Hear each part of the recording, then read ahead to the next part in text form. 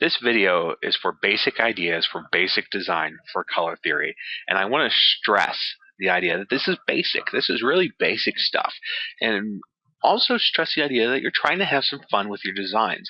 So while you may not know much about design yet, and you're in color theory, and you may not know much about color theory yet, your designs can still be very strong. We're going to focus on really fundamental things, and we're going to use simple shapes and come up with interesting ideas. And we're going to use really basic tools. There's a lot of basic things that can do a lot with in Photoshop or Illustrator, and you'll notice that I'm going to stick with Photoshop throughout the course. So if you don't really know the software yet, just stick with Photoshop. In all honesty, it's going to make your life a lot easier. You may have a fondness for Illustrator for some reason, and that's fine. Go that route, use the tutors, but honestly, most students find that if you're in the course with me, it's going to be easier for your life. So what we're going to start with here is a basic tool here. Again, basic. We're sticking with the basics. So this is the shape tool, and we can pick the number of sides we want. You can pick whatever tool you like. If you want to go with rectangles, ellipses, whatever. Polygon, it's a little bit more, a few more sides, makes it a little bit more interesting, but not that complicated. So 5 sides, 6 sides, whatever you want to go with. So let's go with an octagon. It's a little bit more of an interesting shape. It's 8 sides. It's something, if you don't know much about geometry, search on Google. You don't know if that is called an octagon, just search 8-sided shape. You've got the information. It's going to help you. It makes it easy. So let's do 1 inch. So I have on here already a grid set up. So let's zoom into my grid. These are 1 inch grids. We've zoomed in. Right here is your tool for that. I use a lot of shortcuts. Ask me. You got questions? Let me know. Ask in the class. We'll go back to our polygon tool. It's already set up to 8 sides. We can pick our colors later if we want. We can use our swatches color window here. Let's go ahead and start with blue. I'd rather start with blue than the red. So we'll go back to the polygon, and I'm going to make a 1 inch octagon. And maybe you can change your mind. You don't want to start with a 1 inch one, that's fine. But whatever you want. So maybe this time I make it bigger, maybe I make it smaller, but just make a decision. Make a decision, stick with it, and go from there. Notice it started a new layer. You're going to have layers to work with. Decide where you're going to go from there. But just make a decision and start making choices, because you need to get moving if you want to make a design. So I'm going to zoom in. I'm going to make a couple of these, and then we'll work from there. So let's say I don't want to make different sizes. And that's an option too. So first thing I want to do, I can rasterize this layer, and that way I can make copies of it. So I'm going to duplicate this layer. It's going to make shape 1 copy, and I can leave it that way, and just say I want to have 4 of these to work with. So let's go ahead and let's go back to the first one, and I will duplicate that layer again, and it's going to make it copy 2, and I'll do it again, and it's going to make it 3. And I'll change the colors because I want to be able to see different colors. Now there's a number of different ways to do that, but first let's move it so we can see what we have to work with. So we'll move it up, and you'll notice these pink lines. That's my smart guide, a very useful tool. Snap. This is with my grid. Show extras. So I have my extras. Control H. Show grid smart guides. This video is not set up in a sequence where you can follow it along. It's really set up so that you can kind of watch it, go back and forth, and over time it'll help you find things. I really want this to be something that's kind of fluid, so that it's more friendly in the sense that I follow these steps and I recreated what you did. I don't want you doing that. I want you using this as a source that helps you introduce ways to create your own designs. So and also see how easy it is, because I'm approaching this without a plan. I don't, for one, I'm not a person that does that, and I wanted you to see that it can be done and it works out just fine. So notice the smart guide. I'm lining these up horizontally and vertically. You can see those pink lines. That's what that does. Great tool. I love it. So different layers, when I want to move things, I've got to select them. So you'll notice that I have to highlight that layer when I do it.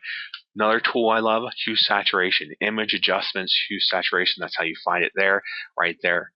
Go that way if you want to. Control U is how I'm doing it. I'm going to circle around and pick different hues. You can use the sliders if you want. I'm going to type in the numbers because I like to be specific. 60 degrees plus, I picked 240 for my blue. I now have magenta. Let's title this one magenta so I know what I'm working with. Let's go to this one, Control U. I'm going to go make this one a cyan, so negative 60. I have my cyan. Let's name it cyan. This one, we will make it green, so I need to go and do negative 120. So now I have some things to work with. So let me go back, label my last one blue. Maybe I'm looking at these, they look too much like a circle, but I want to find a way that I can make them look a little bit more interesting, more of a complicated shape. First time you've heard me kind of say I want to make a complicated shape, but I want to still use something basic.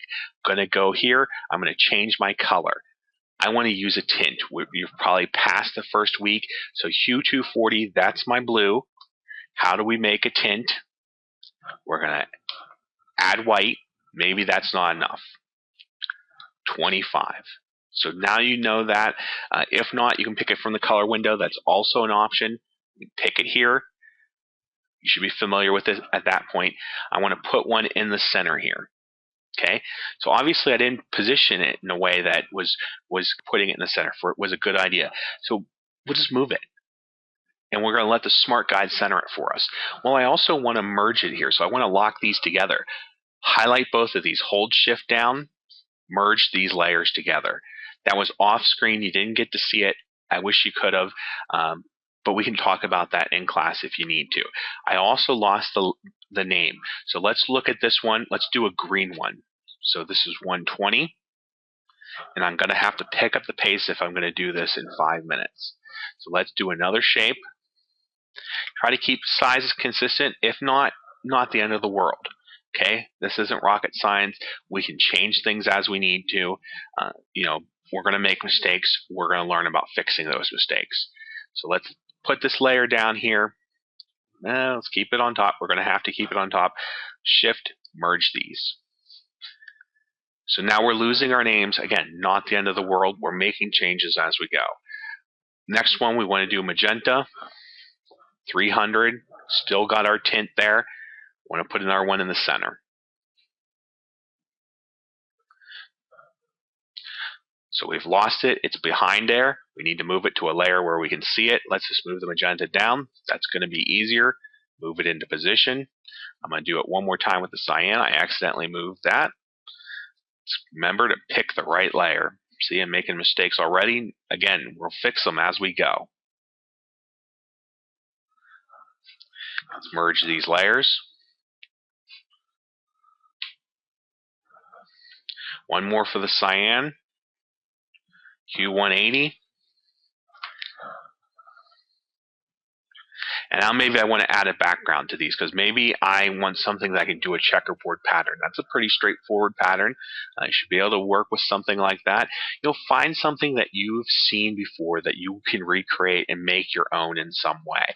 Sometimes that's a good idea for working with a design. And checkerboards, something simple. Don't everybody go out and make checkerboards, of course. It's a basic idea though of something that you're familiar with probably at this point and is not too complicated. So let's go ahead and do a marquee tool. Let's make sure we're making this large enough. So what color are we going to use?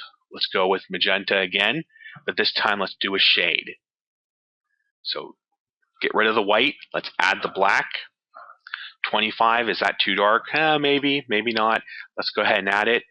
Comfortable with it. If not, make it something different. Pick what you want to go with. I have enough room here that I'm just going to go ahead and keep adding them. I'm going to merge this, make myself a little block to work with. So this time I'm going to go with the green.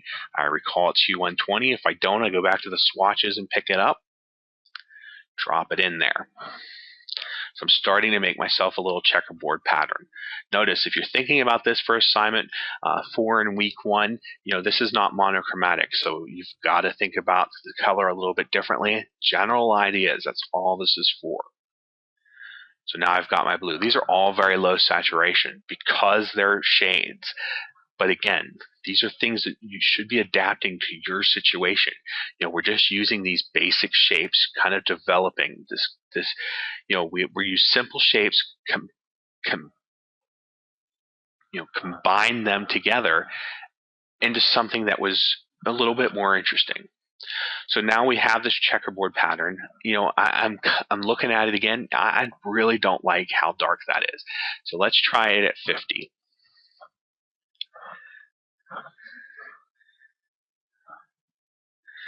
Let's go 180. And I don't know if I like that either. Let's type it in correctly. And maybe I like that a little bit more. So maybe let's move these all to 50. So let's go back to 240. Deselect. Paint bucket. Continuous is checked. Don't want to have continuous unchecked. Let's just go around and change these all. Feel free to change things. Now, if these were all in different layers, we might have to start switching the layers, but I did this all on shape 1 because I'm about to flatten this.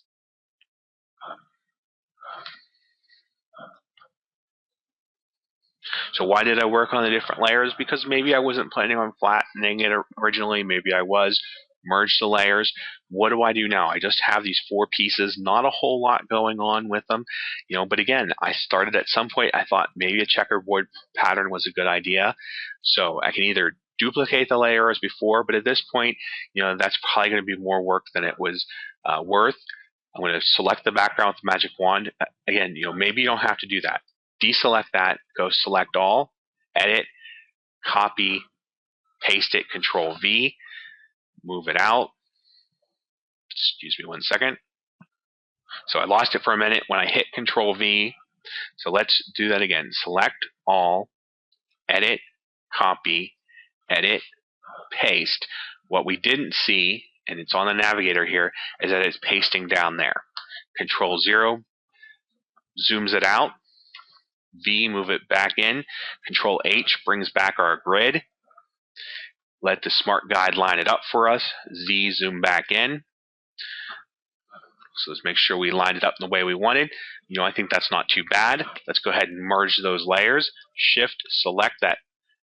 Right click, merge those layers. We've got them all again. Select all. Basic checkerboard pattern, not too complicated. Combined a few shapes. Maybe we want to start to have some overlapping. Maybe we don't. I'm going to do this one more time. Copy, edit, paste.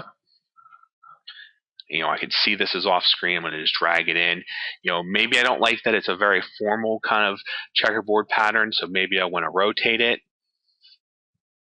Merge layers. Zoom out. I'm going to marquee this. I'm going to crop it just so we have less to work with. So maybe here we go zoom in, edit, transform, just rotate it something straightforward just to let you have lots of room to explore different ideas. 45 degrees, accept it, paste another one on there. Maybe we put that in the background. We'll move it up to the corner. And just play with the idea from here. Explore different options. Maybe you cut some of these out. Maybe we want to cut out. Let's get to the right layer. Maybe we cut out this blue center. Let's see what's going on in the background. Maybe we don't like that. We can move things around. Continue. Maybe we cut out all the centers. Continually paste. Excuse me. Let me pause this for a second. So I pasted a whole bunch on the background, bring in that foreground again, turn off the extras. Maybe I want to sit here and start cutting out some of these. So a magic wand, start cutting out the centers once I'm on the correct layer. You can see some of this is set up as transparent. The reason for that is I had the opacity down lower. I'd have to go back and fix that. It was a mistake that was made, but at this point, too late, too bad. I have to start over, and that's sometimes the way things are. Go through, cut out the centers.